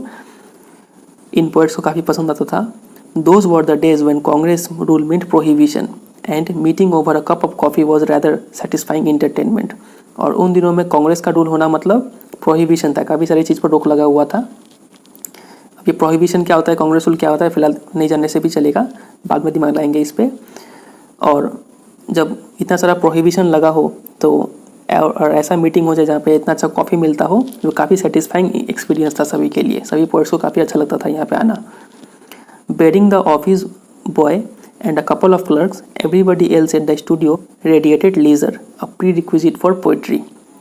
तो वो ऑफिस बॉय को छोड़ के और कुछ क्लर्क को छोड़ के जितने भी लोग थे जेमिनी स्टूडियो में, उन सबको काफ़ी मस्ती करते थे वो लोग। और यही लीजर ज़रूरी है एक अच्छा पोइट्री लिखने के लिए, ठीक है। प्री मतलब नेसेसरी है एक अच्छा पोइट्री के लिए। Most of them wore khadi and worship Gandhi ji. और ज़्यादातर पोइट्स जो थे और जितने भी लोग थे जेमिनी स्टूडियो में, सभी खादी पहनते थे और गांधी जी का वर्शिप करते थे, उनको काफ़ी मानते थे। But beyond that they had not the faintest appreciation for political thought of any kind. लेकिन भले ही वो लोग खादी पहनते हो और गांधी जी को मानते हो, लेकिन उनका पॉलिटिकल थॉट कहीं से भी कुछ भी लेना देना नहीं था गांधी जी से, ठीक है। पॉलिटिकल थॉट किसी का भी कुछ भी नहीं था। Naturally they were all averse to the term communism. और ये स्वाभाविक है कि सभी लोग एवर्स मतलब डिसलाइक करना, हेट करना, सभी लोगों को नफरत था कम्युनिज्म शब्द से। अभी कम्युनिज्म क्या होता है ये आपको पता है तो पता है, नहीं पता है तो नहीं जाने से भी चलेगा। आगे कंटिन्यू करते हैं। A communist was a godless man. एक कम्युनिस्ट वो इंसान होता है जिसका कोई भगवान नहीं होता है, ठीक है। गॉडलेस मैन होता है वो। ही हैड नो फिलियल और कंज्यूगल लव। उसको ना अपने बच्चों से प्यार होता है, ना अपने पत्नी से या फिर पति से प्यार होता है। कंज्यूगल मतलब अपने स्पाउस से प्यार नहीं होता है, और फिलियल मतलब अपने सन डॉटर से प्यार नहीं होता है। He had no compunction about killing his own parents और हिज चिल्ड्रेन। और कंपंक्शन का मतलब होता है आपका कि कोई उसको रोकथाम नहीं होता है, ठीक है। उसको अपने पेरेंट्स को मारने में, अपने बच्चों को मारने में उसको कोई हल्का सा भी हिचकिचाहट नहीं होता है। He was always out to cause and spread unrest. वो हमेशा घर से बाहर निकलता है क्या करने के लिए, हर जगह अनरेस्ट मतलब अफरा तफरी मचाने के लिए और वायलेंस करने के लिए वो अपने घर से निकलता है। Among innocent and ignorant people, और लोगों में वो काफ़ी दहशत फैला के छोड़ता है। कौन? एक कम्युनिस्ट, ठीक है। Such notions were which prevailed everywhere else in South India at that time also naturally floated about vaguely among the khadi clad poets of Gemini Studios. तो ये जो बिलीफ था कि एक कम्युनिस्ट ऐसा इंसान होता है, ये बिलीफ साउथ इंडिया में हर जगह फैला हुआ था, और यही बिलीफ जेमिनी स्टूडियोज़ में भी फैला हुआ था। और जेमिनी स्टूडियोज़ में थे कौन? खादी कपड़े पहने हुए पोइट्स लोग थे। तो उन पोइटों का भी यही विचार था, तो इसीलिए सबको ये हेट करते थे कम्युनिज्म शब्द से। Evidence of it was soon fourth coming. और इतना हेट करते थे उस हेट का सबूत हमें बहुत जल्द देखने को मिलने वाला था। When Frank Bushman's moral rearmament army, ठीक है, MRA इसको बोलेंगे शॉर्ट में। तो जब फ्रैंक बुशमैन का moral rearmament army some 200 strong, लगभग 200 लोगों का आर्मी था वो, विजिटेड मद्रास। ये लोग जब मद्रास में आए समटाइम्स इन 1952 के समय में, they could not have found a warmer host in India than the Gemini Studios. उनको जेमिनी स्टूडियो से अच्छा होस्ट नहीं मिलने वाला था। होस्ट मतलब वो इंसान जो किसी को रिसीव करे, ठीक है। तो जेमिनी स्टूडियोज के पास वो लोग आके रुके। कौन आके रुके? फ्रैंक बुचमैन का MRA, moral rearmament army. Someone called the group an international circus. तो लोग उन्हें इंटरनेशनल सर्कस बोल के बुलाते थे, इन 200 लोगों का ग्रुप को, जिसको MRA बोलते हैं। They weren't very good on the trapeze. Trapeze में वो लोग उतने अच्छे नहीं थे। ट्रेपीजी क्या होता है? आप सर्कस में देखे होंगे कि ऊपर एक लकड़ी पकड़ के लोग अपना कर्तव्य दिखाते हैं, आप पिक्चर में देख पा रहे होंगे, उसको बोलते हैं ट्रेपीजी। तो वो लोग इस ट्रेपीजी में उतना एक्सपर्ट नहीं थे। And their acquaintance with animals was only at the dinner table. और एनिमल से भी वो उतना परिचित नहीं थे। एनिमल से सिर्फ वो डिनर टेबल तक ही परिचित थे, मतलब वो नॉनवेज खाते थे बस, और उतना ज़्यादा एनिमल्स में वो कर्तव्य नहीं दिखा पाते थे। But they presented 2 plays in the most professional manner. लेकिन उन्होंने 2 प्ले करके दिखाया, 2 नाटक करके दिखाया, काफ़ी अच्छे तरीके से करके दिखाया। और वो 2 प्ले कौन सा था? Their Jotham valley and the forgotten factor. ये 2 प्ले है, आपको याद रखना है। MRA ने 2 प्ले कौन सा परफॉर्म किया था? Jotham valley and the forgotten factor. ये जो 2 प्ले उन्होंने परफॉर्म किया, ran several shows in Madras, और इसका कई सारे शोज चले मद्रास में। along with the other citizens of the city, the Gemini family of 600 saw the plays over and over again। और मद्रास से कई सारे लोग तो देख ही रहे थे इस प्लेस को, और इसके साथ साथ जेमिनी स्टूडियोज में जो 600 लोग थे, वो 600 लोगों ने भी इस प्ले को कई बार देखा, over and over again. The message of the play were usually plain and simple homilies. और वो जो प्ले था जोथाम वैली और फॉरगेटन फैक्टर, उस प्लेस का मैसेज काफ़ी सिंपल सा था। और होमिलीज मतलब कुछ रिलीजियस चीज़ के बारे में वो प्रीच करते थे, ठीक है, रिलीजियस संदेश देते थे। But the sets and the costumes were first rate. लेकिन वो लोग जो जैसे सेट का अरेंजमेंट करते थे और जो कॉस्ट्यूम पहनते थे वो काफ़ी फर्स्ट रेट था, अच्छा था। Madras and the Tamil drama community were terribly impressed, and for some years almost all Tamil plays had a scene of sunrise and sunset in the manner of Jotham Valley with a bare stage। तो लिखा गया है कि मद्रास और Tamil drama community जो था, ये लोग काफ़ी अच्छे से, काफ़ी बुरी तरीके से इम्प्रेस हो गए थे उस 2 प्ले से। और आगे आने वाले कई सालों तक उन्होंने जितने भी तमिल के प्ले होते थे उन सब प्ले में ये सीन होता था। वो सीन कौन सा था? Scene of sunrise and sunset in the manner of Jotham valley. जैसा जोथाम वैली में दिखाया गया था कि कैसे सनराइज हो रहा है, कैसे सनसेट हो रहा है, वो सीन तमिल के सभी प्लेज में हमें देखने को मिला आगे आने वाले कई सालों में। और वो सीन में क्या होता था? विथ अ बेयर स्टेज, खाली स्टेज होता था, एंड वाइट बैकग्राउंड कर्टेन, और पीछे में एक सफ़ेद कलर का पर्दा होता था, and tune played on a flute, और एक बांसुरी में एक ट्यून बजता था, और सनराइज होता था और सनसेट होता था। तो ये सीन तमिल प्लेज में भी हमें देखने को मिला। और ये सीन आया कहाँ से था? जोथाम वैली से। वो लोगों ने कॉपी किया था, तमिल लोगों ने। It was some years later that I learn that MRA was a kind of counter movement to international communism. और कुछ सालों बाद लेखक को ये समझ में आया कि वो जो MRA आया था, MRA का फुल फॉर्म क्या था? मोरल रीआर्मामेंट आर्मी, ठीक है। ये जो MRA आया था उसका उद्देश्य क्या था? Was a kind of counter movement to international communism. ये लोग ये संदेश देने आए थे कि इंटरनेशनल कम्युनिज्म को वो लोग काउंटर करने आए थे, मतलब उसको उसको रोकने आए थे, ठीक है।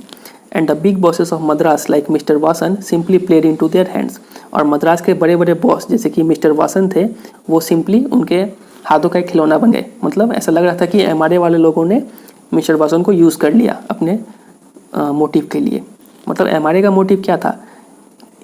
उनका मोटिव था कि कम्युनिज्म के खिलाफ उन्हें एक मैसेज देना था, ठीक है। और ये मैसेज देने के लिए उन्होंने एक प्ले का सहारा लिया था। और वो 2 प्ले कौन से थे? जोथाम वैली और कौन सा था दूसरा वाला? The forgotten factor. ये 2 प्ले के सहारे उन्होंने एक मैसेज दिया था कि कम्युनिज्म को कैसे रोका जाए, ठीक है। और ये लोग उसको समझ नहीं पाए, जेमिनी स्टूडियोज के लोग। और वही बोला गया यहाँ पर कि big bosses like mister M Vasan simply played into their hands. वो लोग उनके हाथों के खिलौने बन गए, मतलब MRA वाले लोगों ने इन्हें यूज़ कर लिया अपना मैसेज देने के लिए। I am not sure however that this was Indeed the case. तो लेखक बोलते हैं कि मुझे नहीं लगता है कि सही मायने में ये केस था, क्योंकि for the unchangeable aspects of the big bosses and their enterprises remain the same. क्योंकि मद्रास के जितने भी बड़े बड़े बॉस थे, और उनमें से एक बॉस कौन सा था? मिस्टर वासन। जितने भी बड़े बड़े बॉस थे और उनका जो भी एंटरप्राइज था, जो भी काम था, वो सेम टू सेम चलता रहा, उनके काम में कोई डाउनफॉल नहीं आया।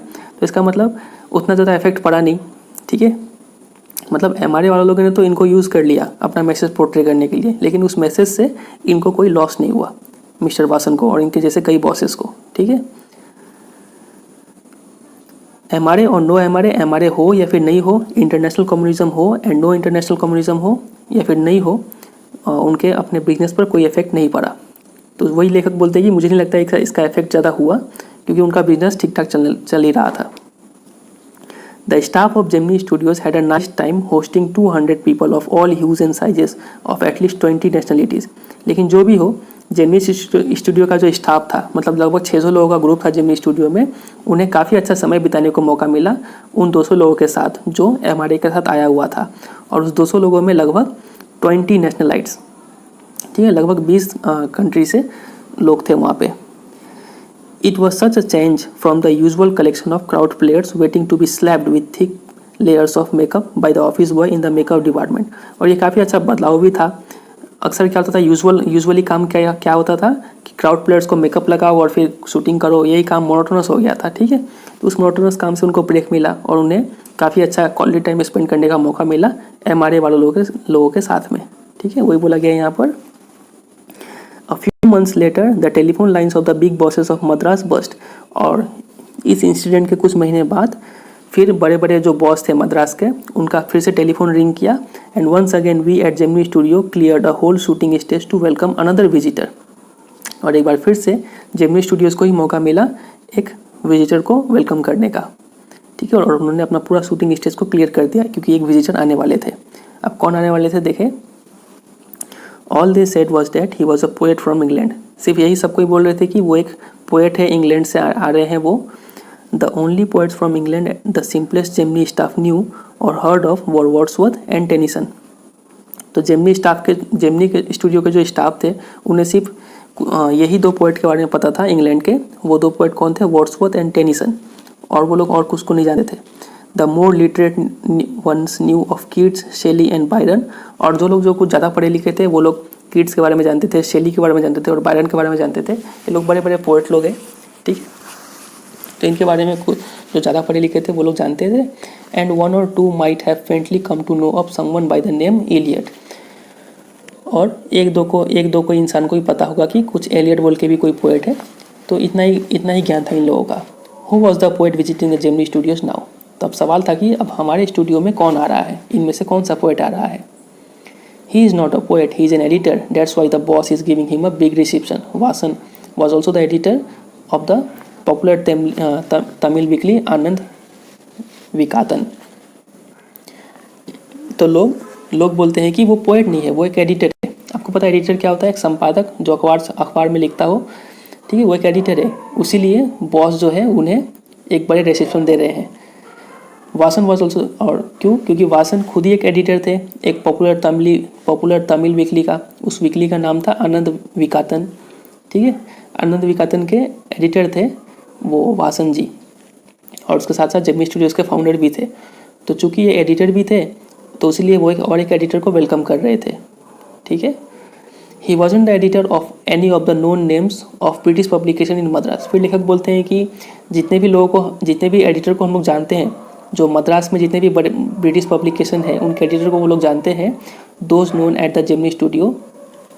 तो बोलते हैं कि हम लोग तो सब एडिटर को जानते हैं, ये कौन सा एडिटर आ रहा है इसका तो बारे में हम लोग कभी सुने ही नहीं है।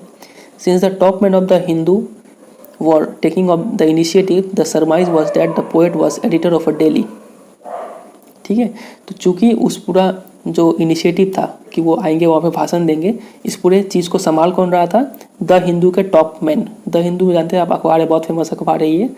तो इसका जो पूरा इनिशिएटिव था द हिंदू के लोगों ने लेके रखा था, ठीक है। तो इसलिए ये आइडिया था कि ये सबको ये गेस कर रहे थे कि वो जो पोएट है वो एक एडिटर है, एक डेली का न्यूज़पेपर का एडिटर है, but not from the Manchester guardian और द लंडन टाइम्स। लेकिन वो एडिटर तो है, लेकिन इन दो अखबार का वो एडिटर नहीं है। That was all that even the most well informed among us knew। हमें सिर्फ जितना सबसे ज़्यादा जिसको पता था इतना ही पता था कि तभी भी वो क्लियर नहीं हुआ कि वो पोएट थे ना कि एडिटर थे, क्योंकि उन लोगों को इतने सारे पोएट के बारे में पता है, लेकिन वो इनमें से कोई भी नहीं है वो। तो वो पोएट नहीं हो तो हो सकता है वो एडिटर हो, क्योंकि वासन खुद भी एक एडिटर है, तो वो एक एडिटर को बुला रहे हैं रिसेप्शन के लिए। तो लेकिन वो लोग बोलते हैं कि हम लोग इतने सारे एडिटर को जानते हैं, और चूँकि द हिंदू के टॉप इंसान लोग जो थे वो लोग इसका इनिशिएटिव उठा के रखे हुए हैं कि वो आएंगे, भाषण देंगे, उनका भाषण को रिकॉर्डिंग करना है। तो लग रहा था कि वो कुछ बड़े अखबार के एडिटर है, लेकिन वो इन दो अखबार के एडिटर तो नहीं थे, क्योंकि इन दो अखबार के एडिटर को वो लोग जानते थे। तो वो तो नहीं थे, तो पता नहीं कौन थे, अभी तक क्लियर हुआ नहीं है। एट लास्ट, और अंत में अराउंड 4 in the afternoon, दोपहर के 4 बजे, the poet or the editor arrived. वो जो पोएट था या फिर एडिटर था वो आया, जेमिनी स्टूडियो में वो आया। He was a tall man, वो एक काफ़ी लंबा इंसान था। वेरी इंग्लिश, देखने में काफ़ी अंग्रेज जैसा था। वेरी सीरियस, काफ़ी सीरियस था वो। And of course very unknown to all of us, और काफ़ी ज़्यादा अपरिचित भी था वो। हम लोग कोई उसे जानते नहीं थे, किसी ने उसका चेहरा भी कभी नहीं देखा था। Battling with half a dozen pedestal fans on the shooting stage, the boss read out a long speech. और स्टेज पे लगभग 6 ठो पेडेस्टल फैंस रखे हुए थे। पेडेस्टल फैंस क्या होता है, आप पिक्चर में देख पा रहे होंगे, इसको बोलते हैं pedestal fans.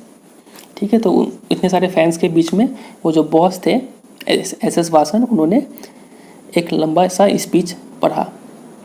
It was obvious that he too knew precious little about the poet or the editor. और ये जाहिर सी बात था कि बॉस को भी उतना अच्छे से पता नहीं था कि वो पोएट के बारे में उतना अच्छे से पता नहीं था। पोएट बोलो या फिर एडिटर बोलो, कभी क्लियर नहीं था वो। The speech was all in the most general terms, but here and there it was peppered with words like freedom and democracy. तो जो बॉस ने जो स्पीच दिया वो काफ़ी जनरल टर्म्स में था, काफ़ी सिंपल सा स्पीच था, और उस स्पीच में कहीं कहीं ये सब वर्ड हमें सुनने को मिला था। वो वर्ड्स कौन से थे, फ्रीडम, डेमोक्रेसी, ये सब वर्ड हमें सुनने को मिला उनके स्पीच में। किन के स्पीच में, उस बॉस के स्पीच में। और बॉस कौन है, S Vasan. Then the poet spoke. उसके बाद जब बॉस अपना भाषण दे दिए तो अब स्टेज पे कौन आया, वो पोएट आया। पोएट या फिर एडिटर बोल लीजिए। He could not have addressed the more dazed and silent audience. उस पोएट ने अपने लाइफ में कभी भी इतना ज़्यादा डेज्ड मतलब कन्फ्यूज और शांत ऑडियंस को कभी एड्रेस नहीं किया होगा। No one knew what he was talking about. किसी को समझ में नहीं आ रहा था कि वो क्या बोल रहा है।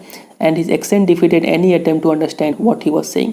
और जो कोई भी वो कोशिश भी करता था कि हम कुछ समझे कि वो क्या बोल रहा है, लेकिन उसका एक्सेंट ही ऐसा था, बोलने का तरीका ही ऐसा था कि कोई उसको समझ नहीं पा रहा था। मतलब अंग्रेज़ी में बोल रहा था वो, इंग्लिश भी काफ़ी टफ बोल रहा होगा।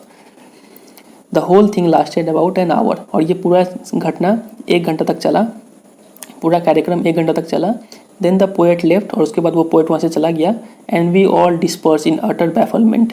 और हम सभी बेचैन होकर वहाँ से उठ पड़े और हताश निराश सब थे। What were we doing. और सब पूछ रहे थे कि हम लोग कर क्या रहे हैं। व्हाट आर वी डूइंग, हम लोग कर क्या रहे हैं। What is an English poet doing in a film studio which makes Tamil films for the simplest sort of people. एक स्टूडियो, वो स्टूडियो जिसमें तमिल फिल्म्स बनता हो ऑर्डिनरी पीपल के लिए, उस स्टूडियो में एक इंग्लिश पोएट का क्या काम। People whose life least afforded them the possibility of cultivating a taste for English poetry. और वो जो पीपल थे उनका लाइफ ऐसा था कि वो कभी अफोर्ड ही नहीं कर सकते थे कि वो एक इंग्लिश पोइट्री को समझे या फिर उसका लुत्फ उठाए। The poet looked pretty baffled too. और जो पोएट जो था जिसने भाषण दिया था आके, जो इंग्लैंड से आया हुआ था, वो पोएट भी काफ़ी कन्फ्यूज था। For he too must have felt the sheer incongruity of his talk about the thrills and travels of an English poet. क्योंकि इनकॉन्ग्रुइटी का मतलब होता है जो यहाँ पे फिट ना हो, अनसूटेबल, ठीक है। क्योंकि वो इंग्लिश पोएट भी खुद भी महसूस किया होगा कि इनकॉन्ग्रुइटी का मतलब होता है इनकम्पैटिबिलिटी, क्योंकि वो खुद भी सोचा होगा कि हम कहाँ पे आ गए भाषण देने के लिए। About his talk about the thrills and travels of an English poet. Travels का मतलब होता है एफर्ट्स, ठीक है। उसने क्या क्या उसने अपने लाइफ में किया है, ये सब बात वो बताया वहाँ पर। लेकिन उसने सोचा कि ये सब बात क्या बताए, किसको बताए, कुछ उतना सेट नहीं खाया उसका बात वहाँ पे। His visit remained an unexplained mystery. और वो किस लिए आया था, क्यों आया था, क्या बोला, वो एक मिस्ट्री सा बन के रह गया। कोई उस मिस्ट्री को कोई समझ नहीं पाया, ठीक है। क्या हुआ नहीं हुआ किसी को क्लियर नहीं था यहाँ पे। The great prose writers of the world may not admit it, but my conviction grows stronger day after day that prose writing is not and cannot be the truest pursuit of a genius. काफ़ी लंबा sentence है, इसका मतलब फिर से पढ़ते हैं। लिखा हुआ है, the great prose writers of the world may not admit it. तो वर्ल्ड के जितने भी बड़े बड़े लेखक जो है वो लोग भले ही इस बात को ना माने, but my conviction grows stronger day after day. लेकिन जो लेखक है अशोका मित्रण जी है, उनका जो ये फीलिंग है कि वो फीलिंग दिन पर दिन और स्ट्रांग होते जा रहा है। वो फीलिंग क्या है? वो फीलिंग ये है कि that pros writing is not and can not be the truest pursuit of a genius. ये जो स्टोरी राइटिंग जो है वो पहले भी नहीं था और अभी भी नहीं होगा एक जीनियस का काम। मतलब एक जीनियस लोगों के लिए स्टोरी राइटिंग चीज़ नहीं है। तो स्टोरी राइटिंग किसके कैसे लोगों के लिए है? It is for the patient. ऐसे लोगों के लिए है जो काफ़ी धैर्यवान हो, परसिस्टेंट हो, परसिवियरिंग हो, drudge with a heart so shrunken that nothing can break it. ऐसे इंसान के लिए है प्रोज राइटिंग जो पेशेंट हो, परसिस्टेंट हो, परसिवियरिंग हो। परसिवियरिंग का मतलब होता है जो बार बार कोशिश करे, ठीक है, फिर होने के बाद भी वो कोशिश करे, उसको बोलता है परसिवियरिंग।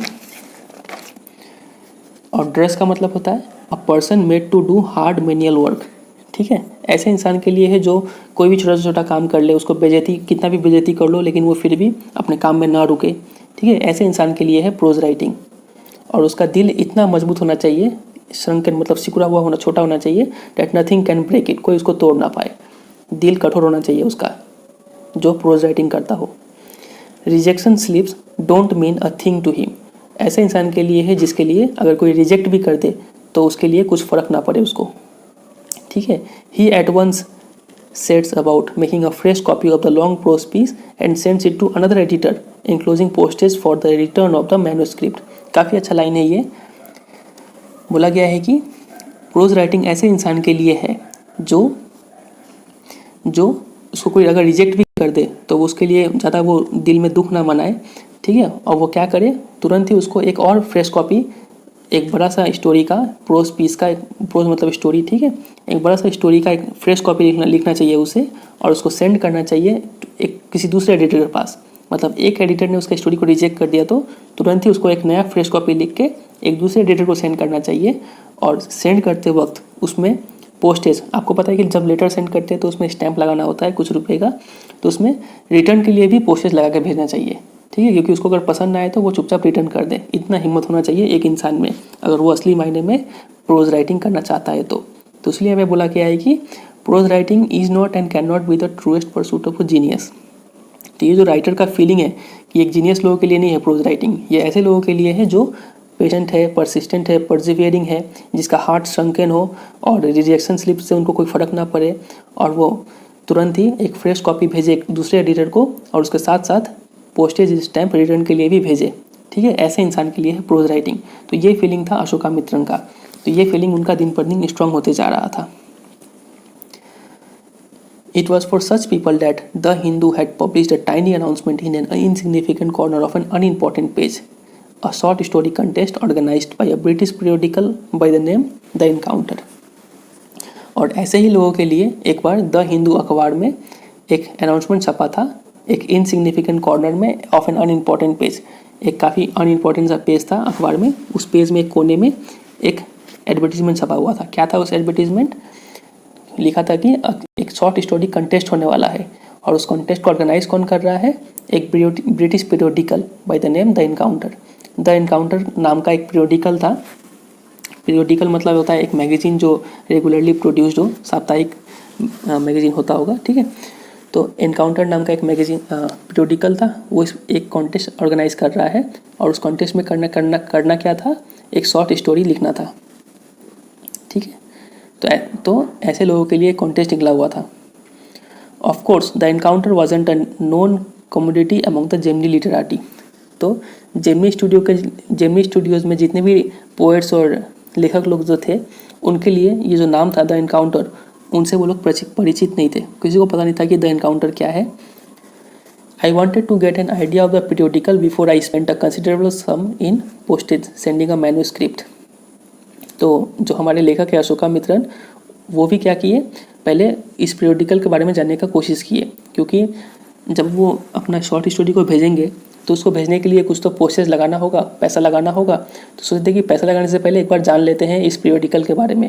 पीरियोडिकल का नाम क्या है? द एनकाउंटर, ठीक है। और ये एक कॉन्टेस्ट ऑर्गेनाइज कर रहा है, शॉर्ट स्टोरी कंटेस्ट, ठीक है। तो उस कंटेस्ट में लेखक भी भाग लेने जा रहे थे, अशोका मित्रन जी। ठीक है। तो वो बोलते हैं कि भाग लेने से पहले, मतलब स्टोरी सेंड करने से पहले उन्हें कुछ आइडिया चाहिए था इस द इनकाउंटर के बारे में, मतलब ये कैसा है क्या नहीं है, ये चीज़ वो पता करने के लिए सोचे। To England. In those days, the British Council Library had an entrance with no long-winded signboards and notices to make you feel you were sneaking into a forbidden area. और उन दिनों में ब्रिटिश काउंसिल लाइब्रेरी जो था, मतलब जो मद्रास में था लाइब्रेरी, उस लाइब्रेरी में कोई भी साइन बोर्ड या फिर नोटिस नहीं छपा हुआ था, क्योंकि ये साइन बोर्ड और नोटिस अक्सर ये फीलिंग दिलाते हैं आपको कि आप एक फॉरबिडन एरिया में आप प्रवेश कर रहे हैं, अंदर जा रहे हैं। तो ये साइन बोर्ड और नोटिस नहीं था, तो लेखक काफ़ी फ्रीली उस लाइब्रेरी में जाते हैं। And there were copies of the Encounter lying about in various degrees of freshness. और देखते हैं कि वहाँ पे द इनकाउंटर का, ये तो मैगजीन था, पीरियोडिकल था, उस पीरियोडिकल का अलग अलग फ्रेश कॉपी पड़ा हुआ है, ऑलमोस्ट अनटच्ड बाई रीडर्स, और कोई भी रीडर उस मैगजीन को पढ़ता नहीं था उतना। When I read the editor name, और जब मैंने उस एडिटर का नाम पढ़ा, उस मैगजीन का एडिटर का नाम पढ़ा, I heard a bell ringing in my sunken heart, तभी मेरे दिल में एक घंटी बजा। It was the poet who had visited the Gemini Studio. उस एडिटर का नाम वही था जो उस पोएट का नाम था जिसने जेमिनी स्टूडियो को विजिट किया था। वही पोएट जो इंग्लैंड से आया हुआ था, आपको याद है, ठीक है, जिसका भाषण कोई समझ नहीं पाया था, वही पोएट ये जो पीरियोडिकल है द इनकाउंटर, इस पीरियोडिकल का एडिटर था वो poet. I felt like I had found a long lost brother and I sang as I sealed the envelope and wrote out his address. तो लेखक को ऐसा फीलिंग आया कि जैसा इंडियन फिल्म में हमें देखने को मिलता है कि दो बिछड़े हुए भाई आपस में जब मिलते हैं और एक गाना बजता है, ठीक है, तो लेखक को भी वैसा ही फीलिंग आया था कि कुछ खोया हुआ चीज़ मिल गया, ठीक है। और वो स्टोरी लिख के इन्वॉल्व में डालते हैं और उसको सील कर देते हैं और एड्रेस लिख के भेज देते हैं इंग्लैंड में, ठीक है। स्टोरी को कंटेस्ट में पार्टिसिपेट करने के लिए वो भेज देते हैं, पार्टिसिपेट कर ही लेते हैं मतलब। I felt that he too would be singing the same song at the same time. और लेखक ये फील करते हैं कि हो सकता है वो भी यही गाना गा रहे हों, मतलब जैसा इंडियन फिल्म में देखने को मिलता है वही लिखा गया है कि long lost brothers of Indian films discover each other by singing the same song in the first reel and in the final reel of the film.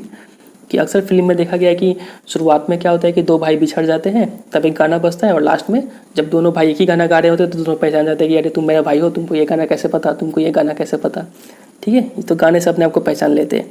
तो वो यहाँ पे बोल रहे हैं कि यहाँ भी वैसा ही फीलिंग कुछ आ रहा था, लेखक भी वही गाना गुनगुना रहे थे, और हो सकता है कि वो जो इंग्लिश पोएट था वो भी वही गाना गुनगुना रहा हो। Stephen that was his name. तो वो जो इंग्लिश पोएट था उसका नाम क्या था, स्टेफन स्पेंडर, ये आपको नाम याद रखना है, ठीक है। यही एडिटर थे द इनकाउंटर के, और यही वो इंग्लिश पोएट थे जो विजिट किए थे जेमिनी स्टूडियोज़ को, और इनका ही भाषण कोई समझ नहीं पाया था।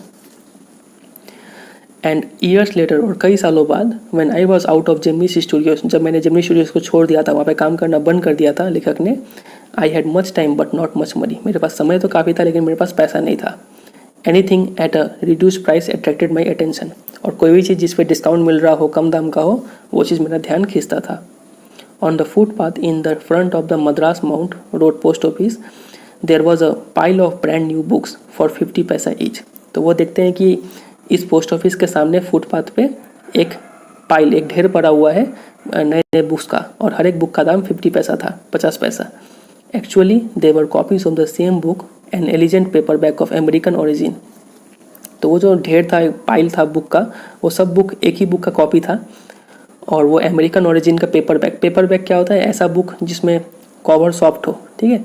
दो टाइप का बुक होता है, एक हार्ड कवर, एक होता है पेपर बैक, ठीक है। हार्ड कवर मतलब ऊपर में बहुत ही हार्ड कवर होता है ऊपर में, और नॉर्मली जो हम लोग का बुक मिलता है, आपका जो इंग्लिश का बुक है फ्लेमिंगो, उसको हम लोग बोलेंगे पेपर बैक, ठीक है। तो वो पेपर बैक अच्छा क्वालिटी का था, अमेरिकन ओरिजिन का था, अमेरिकन पेपर था वो। Special low priced student edition in connection with the 50th anniversary of the Russian Revolution. चूँकि रशियन रिवॉल्यूशन का 50 साल हो गया था, तो इसीलिए स्टूडेंट एडिशन था वो, और काफ़ी कम दाम में वो बिक रहा था वो। आई पेड 50 पैसा and picked up a copy of the book. तो लेखक ने 50 पैसा पे किया और वो बुक खरीद लिया, और उस बुक का नाम क्या था, द गॉड दैट फेल्ड। काफ़ी फेमस बुक है ये, बुक का नाम आप याद रखिएगा, the God that failed. 6 eminent men of letters in 6 separate essays described their journeys into communism and their disillusioned return। तो 6 बहुत ही famous persons man of letters का मतलब होता है एजुकेटेड पर्सन। तो 6 educated persons in 6 separate essays, 6 लोगों ने 6 ऐसे लिखा हुआ था और 6 ऐसे में डिस्क्राइब किया हुआ था कि उन्होंने कैसे कम्युनिज्म में पहले एंट्री किया और फिर उन्होंने कैसे वहाँ से रिटर्न किया। ठीक है, मतलब कम्युनिज्म को अच्छा समझ के वो लोग पहले उसको कम्युनिज्म को फॉलो किए और फिर बाद में वो देखे कि कम्युनिज्म काफ़ी बुरा है, उससे वो वापस फिर लौट के आए। तो ये चीज़ को 6 लोगों ने 6 राइटर ने डिस्क्राइब किया हुआ था इस बुक में, और उस बुक का नाम क्या था, द गॉड दैट फेल्ड। और वो 6 राइटर कौन से थे, ये लोग थे Henry Gide, Richard Wright, Ignazio Silone, Arthur Koestler, Louis Fischer and Stephen Spender. तो उनमें से एक था हमारा स्टेफन स्पेंडर भी थे। ठीक है, इनको तो आप पहचानते हैं, ये द एनकाउंटर के एडिटर है। और लुइस फिशर को भी आप जानते होंगे, द इंडिगो जो स्टोरी आपने पढ़ा था उसके ये राइटर थे। तो ये 6 लोगों ने मिलकर उस 6 ऐसे को लिखा हुआ था। Suddenly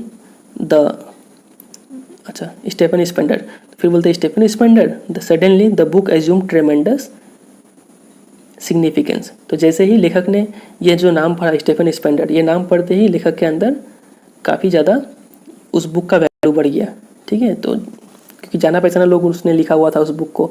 Stephen Spender the poet who had visited Gemini Studios, बोला कि ये वही स्टेफन स्पेंडर है जिसने जेमिनी स्टूडियो को विजिट किया था, और यही स्टेफन स्पेंडर द एनकाउंटर का एडिटर भी है। और द एनकाउंटर ने ही एक शॉर्ट स्टोरी कंटेस्ट निकाला था जिसमें लेखक ने भी पार्टिसिपेट किया था। In a moment I felt a dark chamber of my mind lit up by a hazy illumination. और कुछ ही क्षणों में मेरा जो अंधेरा था, जिसमें मेरा जो दिमाग था जिसमें जो कालापन छाया हुआ था, उस कालेपन में एक हेजी इल्यूमिनेशन, एक हल्का सा लाइट आया, मतलब दिमाग में कुछ अच्छा एनर्जी आया।